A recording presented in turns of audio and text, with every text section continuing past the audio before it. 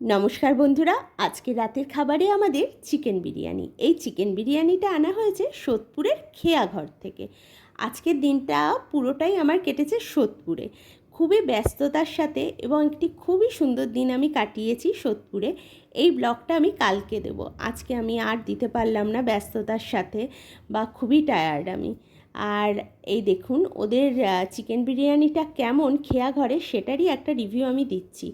ওরাও বলেছে যে দিদিভাই আপনি কিন্তু বিরিয়ানিটা ট্রাই করে অবশ্যই একটা ফিডব্যাক দেবেন।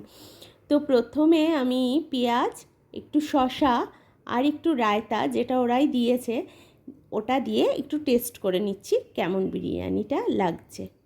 যাই হোক, বিরিয়ানিটা কিন্তু ভীষণ ভালো লাগলো আমার। যদিও আমি প্রথমেই খেয়ে নিয়েছি, ওটা তো তোমাদের দেখানোর জন্য। যাই হোক, চিকেনটাও ভীষণ সফট, খুবই ভালো লেগেছে আমার।